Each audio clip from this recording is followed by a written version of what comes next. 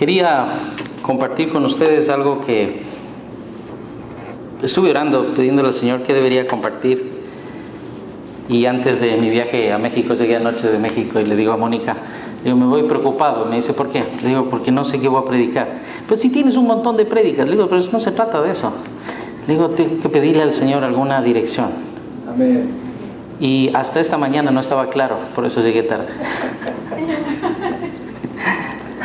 Pero después de lo que hemos cantado, de las oraciones que se hicieron, después de el salmo que leyó Eduardo, dije, sí, Señor, esto era. Y me encanta que Dios sea el que prepare la liturgia y que sea el Señor el que realmente nos lleve y nos deje un mensaje a cada uno de nosotros. Hoy una de las canciones especialmente me tocó mucho el corazón, porque creemos o no creemos en un Dios que todo lo puede. ¿Cómo está la fe nuestra? ¿Cómo está su fe? Hoy quiero, y titulé este mensaje cuando lo compartí en Broward, crucemos al otro lado. Y se trata de nuestra fe. Se trata de hacer una evaluación. Los pasajeros de un bus se quedaron mirando con simpatía como una atractiva mujer. Muy cuidadosamente hacía la entrada al autobús. Luego de pagar el boleto y de manera cuidadosa, comenzó a buscar con sus manos el asiento que el chofer del autobús le había dicho que estaba libre. Luego de sentarse, colocó su cartera y su bastón blanco en su regazo. Hace un año que Carolina, de 34 años, había quedado ciega por un mal diagnóstico médico, sumiéndola en un mundo de oscuridad, cólera y frustración. La una vez mujer independiente, ahora se encontraba totalmente desvalida. ¿Cómo pudo pasarme esto a mí? A pesar de sus lágrimas, ella entendió que nunca más podría volver a ver. Después de un tiempo, ella sintió que estaba lista para volver a trabajar. Pero ¿cómo iba a ser para poder llegar a su lugar de trabajo? Marcos, su amante esposo, quien era miembro de la Fuerza Aérea, se ofreció a llevarla todos los días, a pesar de que su trabajo estaba localizado en la orilla opuesta de la ciudad. Después de algunos días, él se dio cuenta de que esto no iba a funcionar. Así que le sugirió que ella debía volver a utilizar el autobús para ir y regresar a su trabajo sola. Él se ofreció a ser su acompañante en las siguientes 2 semanas mientras ella lograba acostumbrarse y conocer la ruta, ahora desde una perspectiva muy diferente, la de una persona que no ve. Cada mañana y tarde, ataviado con su uniforme militar, Marcos la acompañaba en el viaje. Él le enseñó cómo confiar en sus otros sentidos, especialmente el oído, y que le permitiera saber dónde se encontraba y cómo adaptarse a ese nuevo ambiente. Le ayudó a ganarse la bondad de los conductores de tal manera que cada mañana le guardaran el asiento más cercano. Finalmente, Carolina decidió que ella ya estaba lista para intentar el viaje por sí misma sin la ayuda de su amante esposo. Llegó el lunes y Carolina se despidió con un fuerte abrazo de él, ya que era la primera vez que iba a emprender ese viaje sola. Lunes, martes, miércoles, jueves. Cada día de la semana ya lo había hecho por sí misma y se sentía nuevamente como alguien independiente. El viernes por la mañana, cuando ella estaba pagando la tarifa del autobús, el conductor dijo, yo envidio a ese muchacho. Carolina no estaba segura de si el conductor le estaba hablando a ella. ¿Quién envidiaría a una pobre mujer ciega que como único mérito solo tenía el haberse animado a sobrevivir este último año? ¿Por qué dice usted que envidia o que me envidia? Llena de curiosidad le preguntó al conductor. Debe sentirse muy bien el ser cuidada y protegida como está usted, le contestó el conductor. Carolina, no entendiendo lo que el conductor le decía, preguntó, ¿qué quiere decir? Bueno, contestó el conductor, todas las mañanas durante la última semana un señor bien parecido y vestido con uniforme militar ha estado de pie en la esquina donde usted debe descender del autobús. Él se asegura de que usted cruce la calle sin ningún riesgo. y la mira hasta que usted entre por la puerta del edificio de su oficina. Entonces él envía un beso por el aire, la saluda y se retira. Usted es una señora afortunada, le dijo. De la misma manera, cada uno de nosotros somos afortunados, porque no estamos solos. Hay alguien que vela por nosotros todos los días de nuestra vida. Hay alguien que vela por nosotros permanentemente, más allá de las circunstancias. Y es a este Dios que hoy cantamos y adoramos, que le dijimos que es todopoderoso y soberano, grande en misericordia, decía la canción. Él tiene siempre, como ese amante esposo, sus ojos puestos en nosotros. A pesar de que no podamos verlo, siempre está a nuestro lado. Y es una promesa, y yo no vengo a decirles nada nuevo. Todos nosotros sabemos que Dios en todas circunstancias está a nuestro lado, pero lo que pasa es que lo sabemos de teoría. Y no muchas veces somos conscientes de que Él está. Evidentemente para Carolina esta nueva etapa de su vida era una prueba inmensa que debía aprender a superar. Y la vida también a nosotros nos trae pruebas infinitamente grandes y difíciles que Dios también quiere que aprendamos a superar. Y solo podemos hacerlo si Dios está con nosotros. Para los discípulos de Jesús, cuando se embarcaron en el mar de Galilea y fueron sorprendidos por una gran tormenta, sintieron que también se morían. Pero se olvidaron que Jesús velaba por ellos. Vamos a este pasaje que nos trae, lo tomo del Evangelio de Marcos, capítulo 4, versículos 35 al 42. Ese día al anochecer les dijo a sus discípulos: crucemos al otro lado. Dejaron a la multitud y se fueron con él a la barca donde estaba. También lo acompañaban otras barcas. Se desató entonces una fuerte tormenta y las olas azotaban la barca tanto que ya comenzaba a inundarse. Jesús, mientras tanto, estaba en la popa, durmiendo sobre un cabezal. Así que los discípulos lo despertaron. ¡Maestro! ¡Maestro!, gritaron. ¿No te importa que nos ahoguemos? Él se levantó, reprendió al viento y ordenó al mar: ¡silencio! ¡Cálmate! Y el viento se calmó. Y todo quedó completamente tranquilo. ¿Por qué tienen tanto miedo?, dijo a sus discípulos. ¿Todavía no tienen fe? Ellos estaban espantados y se decían unos a otros: ¿quién es este que hasta el viento y el mar le obedecen? Hay en Palestina dos lagos. Uno, el Muerto, que está permanentemente en calma. No hay nada en él, no hay olas, no hay tempestades. Y el otro, el de Galilea, cobra todos los años, y yo no lo sabía, varias vidas. La tempestad surge en él tremenda e inesperada. Los vientos la sacuden, las olas llegan a alcanzar varios metros. Esta es una historia real. Pero los pescadores eligen, ¿qué lago? El mar de Galilea. Porque en el mar Muerto no hay rastro de vida. En el lago de Galilea el riesgo es compensado por la abundancia de la pesca. Marcos narra que esta experiencia fue, ¿cuándo? En la noche. Yo me puse a pensar, vamos a leer despacito todo el texto, porque cuando uno lee un poco rápido no se da cuenta de algunos detalles importantes. Y se fue en la noche. ¿Se puede imaginar usted que esto ocurra en el día? Al menos uno dice, bueno, por algún lado me lanzo, pero en la noche. Esto hace de la escena más escalofriante. No pensaban que teniendo al maestro en la barca les acontecería algo como lo que estaban viviendo. Pienso que tal vez ellos estaban seguros de que iba a ser un cruce tranquilo. Y dice la Escritura que ese día entonces, al anochecer, les dijo a sus discípulos: crucemos al otro lado.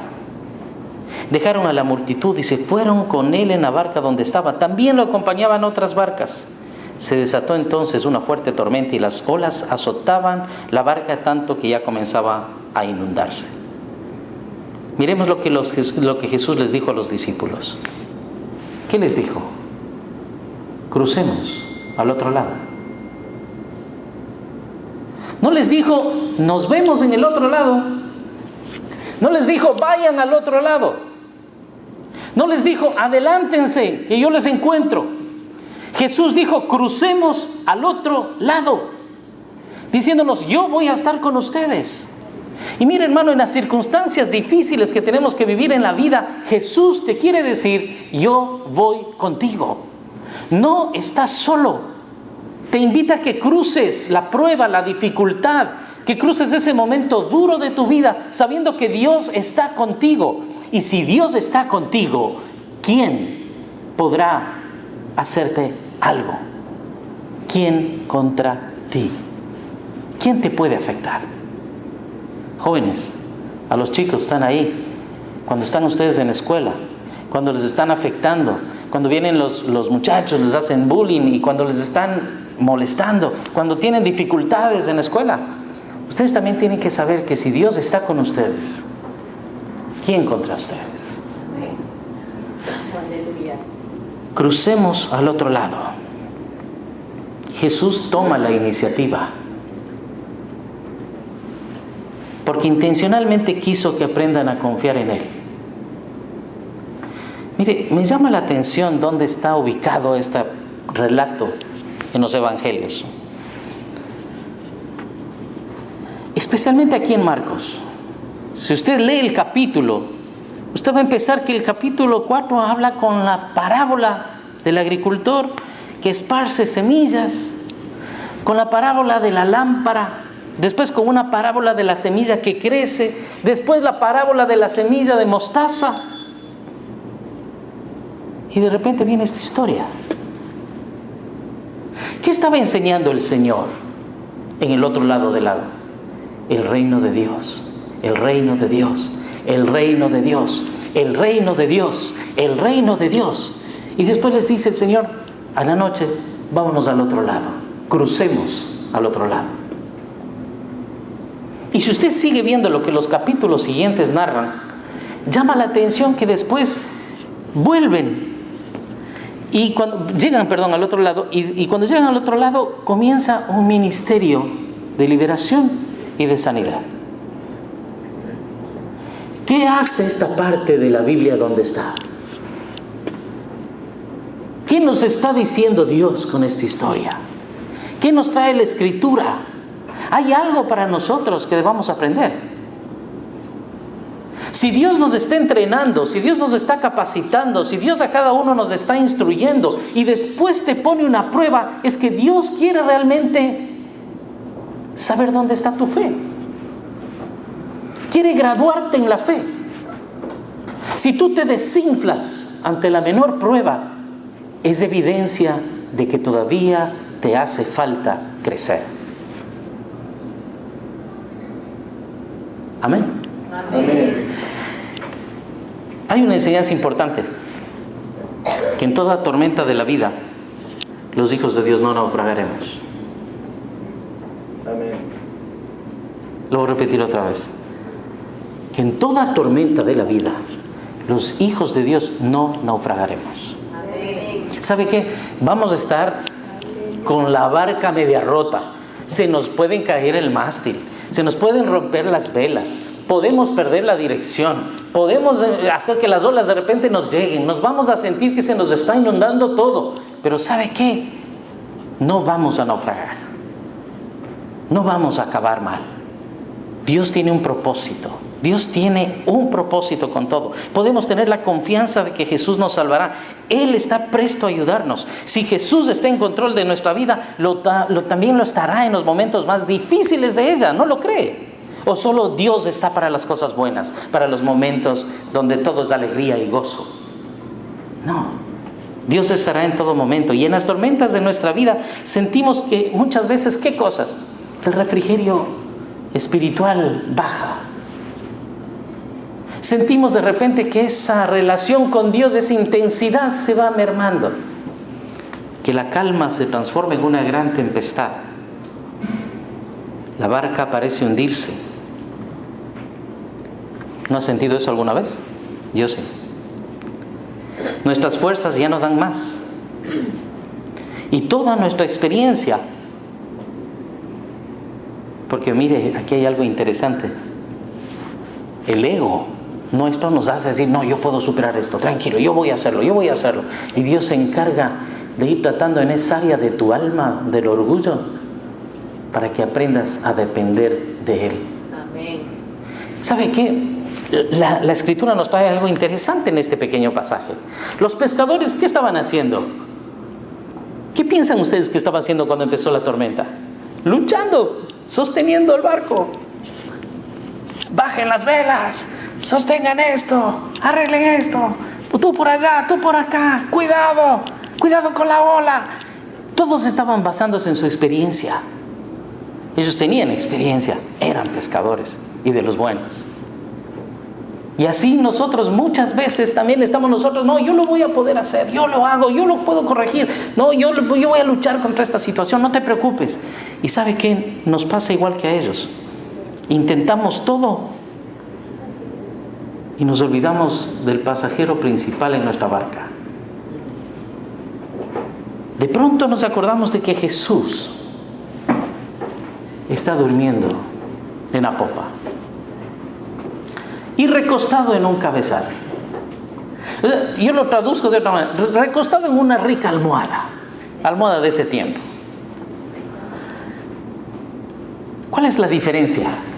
¿Qué hacía Jesús y qué fe tenía Jesús para dormir plácidamente, agotado seguro después de todas las enseñanzas del día? ¿Y cómo estaba la fe de Jesús para dormir así? No creo que Jesús era un dormilón.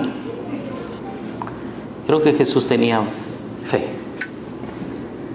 Y él sabía que tenía que llegar al otro lado, que tenía una misión que cumplir, que Dios le iba a permitir llegar aun cuando sufran todo lo que esta embarcación tenía que sufrir.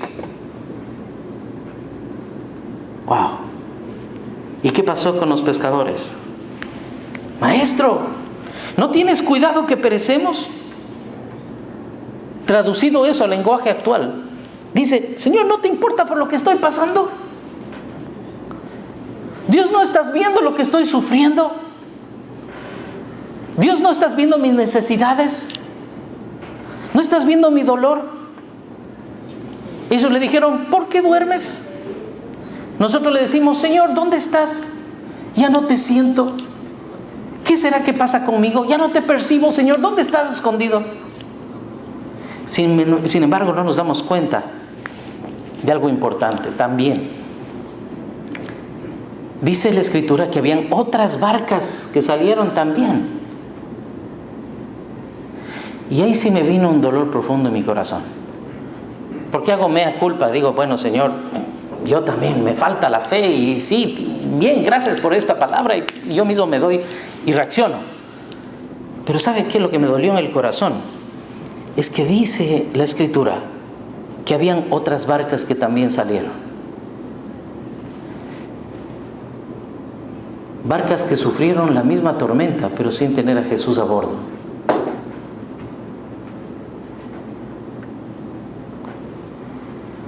Podemos ver a mucha gente sin esperanza, queridos hermanos, en sus tribulaciones. Mucha gente alrededor de nosotros con angustias.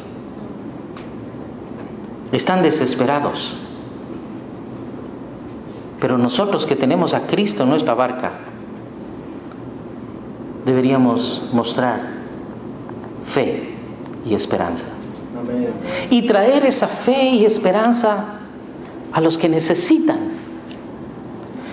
Y tú eres el llamado, así como yo, a traerles esa fe y esperanza a los que están padeciendo las pruebas más duras, las situaciones más difíciles. ¿Qué haces tú? Jesús se levanta en cuanto escucha nuestro desesperado clamor. Ahora, aquí hay algo importante. Necesitamos clamar a Dios.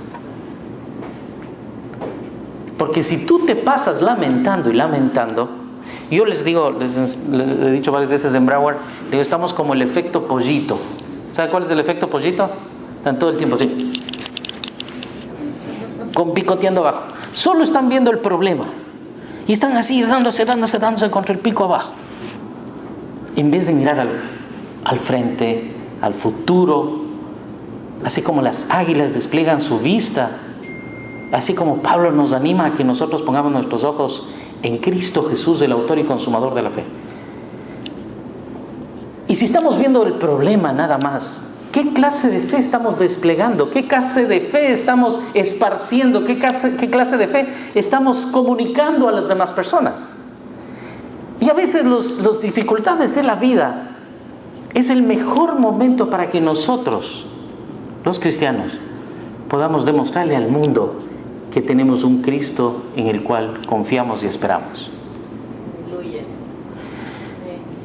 Así es que, tomando en cuenta las enseñanzas del reino y la prueba de la tormenta y el ministerio que vino después, para mí era una graduación en la fe o un examen trimestral de la fe de los discípulos. Así Dios prueba nuestra fe. Así Dios prueba nuestra fe. Por eso cuando venga la prueba en su vida, yo pienso que tenemos que tener una muy buena actitud. Yo recuerdo una vez que nos vino una situación, una prueba difícil, de algunas que hemos tenido que pasar. Y ¿sabe lo que me dijo Mónica? Le digo, Mónica, ni sabes lo que viene. Se viene esto. Y Mónica me dice, vaya, esta es una buena prueba. Y si Dios quiere que venga, que venga. Y dije, ¿qué me estás diciendo? Ella me estaba demostrando que tenía más fe. Le decía, si viene esta prueba, si viene esta circunstancia difícil a nuestra vida, que venga. Si Dios la manda, que venga. La vamos a enfrentar ¿cómo? Con fe, con gallardía, con certeza, con seguridad de que Jesús está en nuestra casa, de que Jesús está en nuestra familia, de que Jesús está en nosotros y que estamos cumpliendo y haciendo la voluntad de Él y que Dios nos va a dar la salida en la prueba. Amén. Yo pienso que con esa fe, hermanos, no hay prueba adelante que no podamos vencer. Tengo esa seguridad. Por eso no podemos desmayar. Jesús se pone de pie cuando clamas. Jesús se pone de pie cuando oras. Él se incorpora, ordena, reprende y dice, silencio, cálmate. Y la tormenta se calma y todo queda tranquilo. Por eso no debemos desmayar. No podemos darnos por vencidos, porque tenemos al capitán de nuestra vida que controla los vientos más acérrimos. Y lo mejor es que nunca nos va a abandonar. ¿Sabe por qué? Porque Él dijo, crucemos al otro lado. Amén, amén. Qué bueno es saber que no hay razón para amedrentarse, que después de un diluvio tormentoso vendrá un arco iris glorioso del Señor. Si somos atribulados, debemos sentirnos honrados. No debemos estar lamentándonos. Debemos sentirnos honrados. Pues Dios nos está formando el carácter. Y este solo se obtiene por medio del fuego de la prueba. Claro, Pedro lo entendió años después. Y por eso escribió lo que escribió. Y le dejo de tarea. Ninguno debe pensar que Dios no impedirá que seamos zarandeados. Le sucedió igual a Pedro y el pescador salió fortalecido para dejar de ser Simón y llegar a ser Pedro, la roca. Las tormentas sirven también para abrir canales de la gracia divina y continuar en absoluta dependencia del Señor, aguardando expectantes del desenlace de las cosas, sabiendo que para los que aman a Dios, todas las cosas nos ayudan para bien. Y nos preguntamos entonces en estos momentos de tormenta, hermanos, ¿por qué tenemos miedo a la prueba? ¿Dónde está nuestra fe?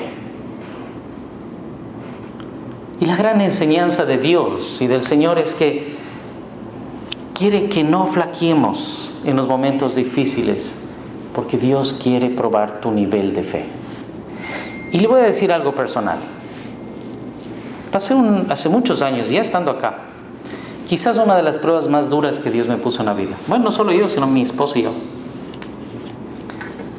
Uno de los socios que habíamos dejado en Ecuador hizo una serie de conjeturas acerca de nosotros.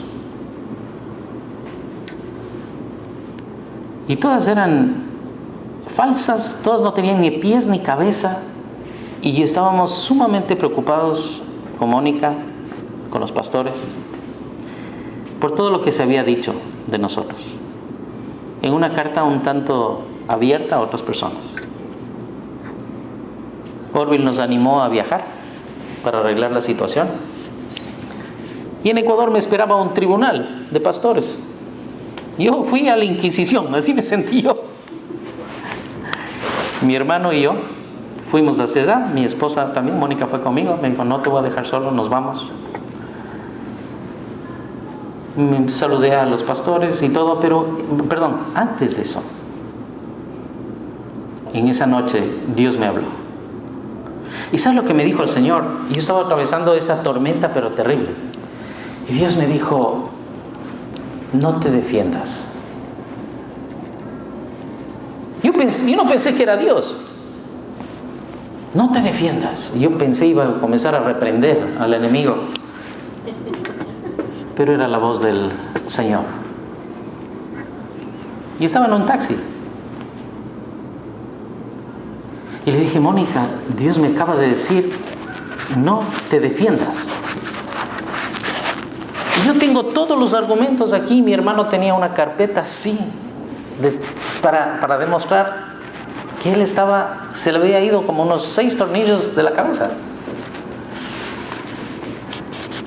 Llegamos en la mañana, saludamos a todos los pastores que estaban allí. Y le dije a mi hermano, Dios me dio una palabra, no te defiendas. ¿Qué? Sí, que no nos defendamos. ¿Estás loco? Le digo, yo no, díselo al Señor, pero el Señor dice que no nos defendamos.